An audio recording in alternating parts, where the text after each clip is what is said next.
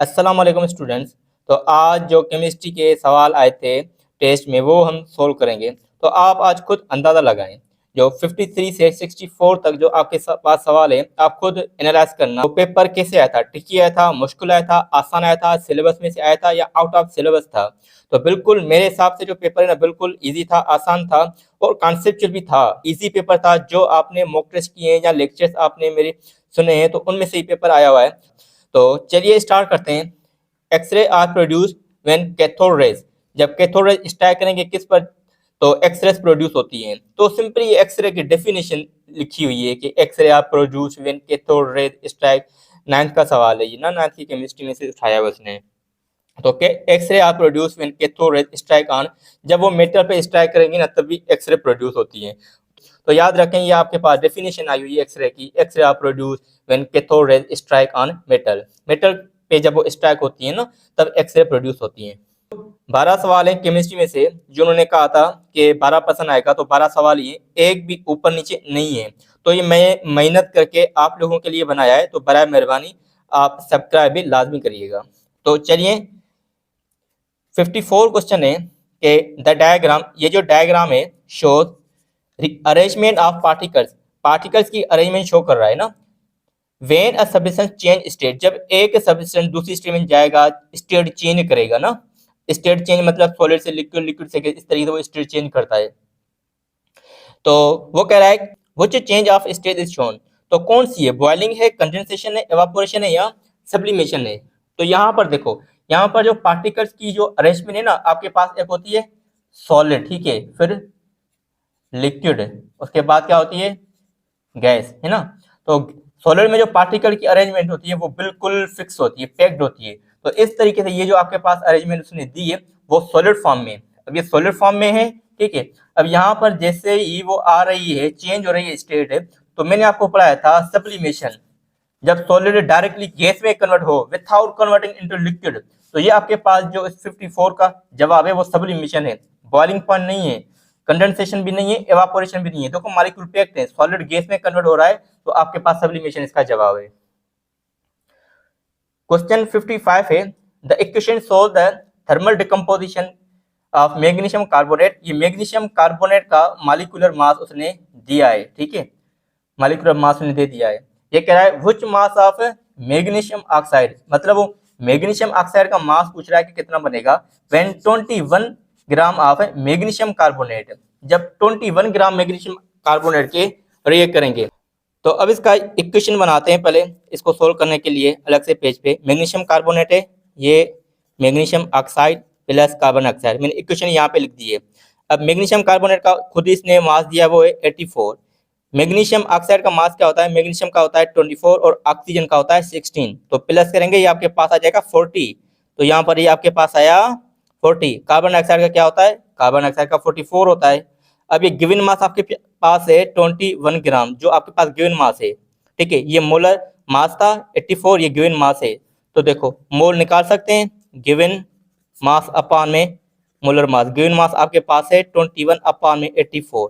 जब मोल निकालेंगे तो आपके पास आ जाएगा 0.25। अब 0.25 में मैग्नीशियम ऑक्साइड का मास पूछ रहा है, which mass of magnesium oxide is formed, इसका मास कितना बनेगा when 21 gram of magnesium carbonate are completely decompose. 0.25 mole है, इसके 40 से मल्टीप्लाई करेंगे। जब इसके 40 से मल्टीप्लाई करोगे तो आपके पास जवाब आएगा 10 ग्राम, और यहाँ पर आपके पास 10 ग्राम ऑप्शन में अवेलेबल है, तो 55 का सी होगा। आपके पास क्वेश्चन नंबर 56 है soap making process in industries is known as, जो हम सोप बनाते हैं उस प्रोसेस का नाम पूछ रहा है। प्लांटेशन ये तो नहीं है, सेपोनिफिकेशन, डिपोजिशन, डिस्टिलेशन। तो सिंपल देखो साफ जाहिर है सेपोनिफिकेशन इसको हम कहते हैं। 57 क्वेश्चन है, 57 question in redox oxidation and reduction. रिडॉक्सेशन क्या होते हैं, हमने ये 10 से 12 एमसीक्यू इसके किए हैं, टॉपिक भी अच्छे तरीके से हमने इलेक्ट्रोकेमिस्ट्री में किया था। ऑक्सीडेशन, रिडक्शन, रिडॉक्सेशन क्या होते हैं, सारी प्रॉपर्टीज हमने पढ़ी हुई है। तो इन रिडॉक्स मतलब वो रिएक्शन जिसमें ऑक्सीडेशन रिडक्शन दोनों हो। इलेक्ट्रॉन ट्रांसफर होते हैं, कहाँ से ट्रांसफर होते हैं, अब देखो मैंने आपको बताया था जो ऑक्सीडेशन करेगा सिंपल ऑक्सीडेशन मतलब लूज इलेक्ट्रॉन, तो मैंने आपको कॉम्बिनेशन बताया था ऑक्सीडाइजिंग एंड रिड्यूसिंग एजेंट में। अब देखो रिड्यूसिंग एजेंट वो होता है जो ऑक्सीडेशन करे, रिड्यूसिंग एजेंट वो होता है जो ऑक्सीडेशन करे। जब ऑक्सीडेशन की डेफिनेशन, तो ऑक्सीडेशन की मैंने आपको डेफिनेशन बताई थी ना, क्या होता है, लूज इलेक्ट्रॉन, और ये आपके पास क्या करेगा, गेन इलेक्ट्रॉन। तो आपके पास 57 का जो आपके पास जवाब है वो है बी। यहाँ पर थोड़ी सी मिस प्रिंटिंग हो गई थी, इस वजह से मैंने पेन से लिखा है, और जवाब आपके पास क्या है, बी। तो याद रखना, ऑक्सीडाइजिंग एजेंट गेन इलेक्ट्रॉन करते हैं, रिड्यूसिंग एजेंट लूज इलेक्ट्रॉन करेंगे। लूज इलेक्ट्रॉन मतलब इलेक्ट्रॉन ट्रांसफर, तो 57 का आपके पास जवाब होगा बी, 57 का बी होगा। अब क्वेश्चन आपके पास है 58, अ मिक्सचर, ये पूछ रहा है, ये थोड़ा ट्रिकी सवाल है, प्रोड्यूस अ गैस है। और देखो ये कह रहा है एक मिक्सचर है जो गैस बना रही है, both when it reacts, mixture मतलब वो रिएक्ट करेगी एसिड के साथ भी एंड अल्कली, अल्कली मतलब बेस के साथ भी, एसिड के साथ भी रिएक्ट करेगी, बेस के साथ भी करेगी, क्या बनाएगी, गैस बनाएगी, क्या बनाएगी, gas. Which ions are present in the mixture, उस आयन में, उस मिक्सचर में कौन से आयन होंगे। अब यहाँ पर देखो, ये जो है ना आपके पास इक्वेशन को यहाँ पर देखें, अब जो हाइड्रोजन आयन है मतलब वो एसिड के साथ रिएक्शन कर रहा है, ये आपके पास है मिक्सचर है, तो वो किसके साथ रिएक्शन कर रहा है, OH आयन के साथ, ठीक है। यहाँ पर एसिड के साथ HCl से, किसी से भी जो हाइड्रोजन होता है ना वो एसिड से आता है, और OH आयन किससे आता है, बेस से आता है, मतलब यहाँ पर एसिड के साथ रिएक्शन कर रहा है, यहाँ पर बेस के साथ रिएक्शन कर रहा है। जब ये मिक्सचर एसिड के साथ रिएक्शन करेगा तो क्या बनाएगा, ये बनाएगा कार्बन डाइऑक्साइड एंड वाटर। तो देखो यहाँ पर कार्बन डाइऑक्साइड गैस हुई, अब यहाँ पर क्या बनेगी, यहाँ पर बनेगी अमोनिया, प्लस में आपके पास ये वाटर है। तो यहाँ पर देखो अमोनिया गैस है, तो यहाँ पर ये एसिड के साथ रिएक्शन कर रहा है तब भी गैस बना रही है, बेस के साथ रिएक्शन कर रहा है तब भी गैस बना रही है। तो कौन सा मिक्सचर है, देखो यहाँ पर अमोनिया, हमने यहाँ पर अमोनिया, देखो अमोनियम आयन यहाँ पर है, कार्बोनेट आयन, तो देखो ये कार्बोनेट आयन है, इसमें और कोई भी ऐसा मिक्सचर नहीं है जो कि दोनों में गैस बनाए। तो ये एक ऐसा पेयर था कि गैस बना सकता था, तो इस वजह से 58 का आपके पास जवाब होगा ए। अब ये है question number 59, which of the following change is endothermic, कौन सा एंडोथर्मिक होगा। एंडोथर्मिक मैंने आपको बताया था, एंडो मतलब इन, थेरो मतलब हीट, ये भी हमने काफी सारे सवाल 10 से 12 सवाल इसके एंडोथर्मिक और एक्सोथर्मिक पे हमने किए हुए हैं। तो मैंने आपको केमिकल बॉन्ड में पढ़ाया था, पहली पॉइंट डेफिनेशन के बाद मैंने आपको बताई थी बॉन्ड ब्रेकिंग, ठीक है। जब बॉन्ड टूटता है तो वो क्या होता है, एंडोथर्मिक रिएक्शन होता है, ठीक है। Bond breaking is the endothermic reaction, मैंने आपको बताया था, डेल्टा H पॉजिटिव होता है। अब देखो बॉन्ड कहाँ पे टूट रहा है, आपके पास यहाँ पे टूट रहा है, बिल्कुल भी नहीं टूट रहा, सेम है, यहाँ पे टूट रहा है, नहीं ये बन रहा है, मतलब ये एक्सोथर्मिक का एग्जांपल है। अब देखो वाटर टूट रहा है, हाइड्रोजन और ऑक्सीजन मतलब टूट रहा है ना, तो bond breaking is endothermic reaction. तो आपके पास है 59 का जवाब होगा बी, ये आपके पास एग्जाम्पल है, ठीक है। तो पेपर बिल्कुल ईजी है, ट्रिकी थोड़ा सा है मगर बिल्कुल ईजी है। तो जो तैयारी करेंगे उनके लिए तो हलवा है, बाकी जो तैयारी नहीं करेंगे तो आपको फिर ये पता है। अब आपके पास क्वेश्चन नंबर 60 है, which does not increase the rate, rate को इंक्रीज नहीं करेगा, वो कौन सा है जो रेट को इंक्रीज ना करे, बाय अफेक्टिंग द नंबर और नेचर ऑफ कोलिजन्स, ठीक है। वो कौन सा सब्सटेंस है जो रेट को इंक्रीज ना करे by affecting the number of collisions है।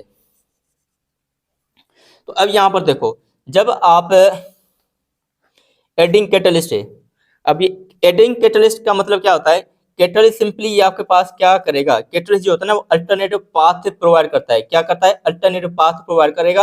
और मैंने आपको बताया था ये जो कैटलिस्ट होता है ना वो lowers activation energy, activation energy को कम कर देगा, एक्टिवेशन एनर्जी को कम कर देगा, तो जो कोलिजन्स होती है ना वो इजीली होती है।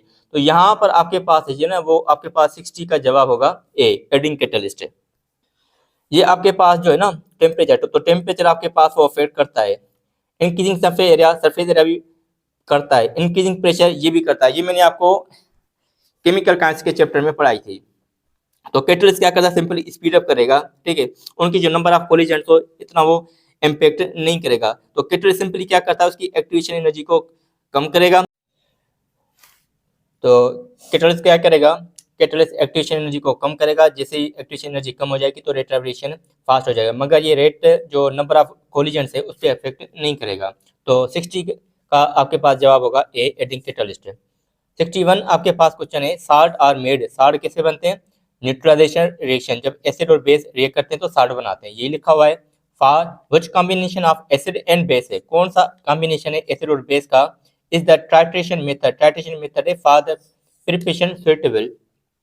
अब यहाँ पर एक बात आप याद रखना, जो आपके पास है टाइट्रेशन मेथड होता है ना, तो टाइट्रेशन मेथड में आपके पास जो एसिड होता है और यहाँ पर ये बेस है।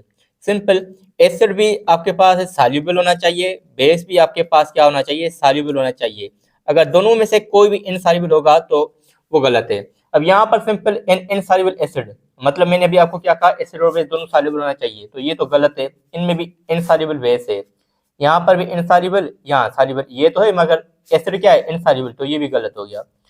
एन इनसॉल्युबल, ये सॉल्युबल आपके पास है ना, ये एन सॉल्युबल लिखा हुआ है, ये आपके पास है सॉल्युबल एसिड, ये सॉल्युबल एसिड है और इनसॉल्युबल बेस है। अब यहाँ पर देखो इनसॉल्युबल आ गया, दोनों पेयर आपके पास सॉल्युबल होना लाजमी है। यहाँ पर सॉल्युबल एसिड है और सॉल्युबल बेस है, तो ये आपके पास मेथड जो है ना वो वैलिड होता है। तो यहाँ पर 61 का जवाब आपके पास है डी है। 62 आपके पास है, which does not describe a reaction at equilibrium, वो कौन सा यहाँ पर है जो रिएक्शन एट इक्विलिब्रियम को डिस्क्राइब नहीं करता।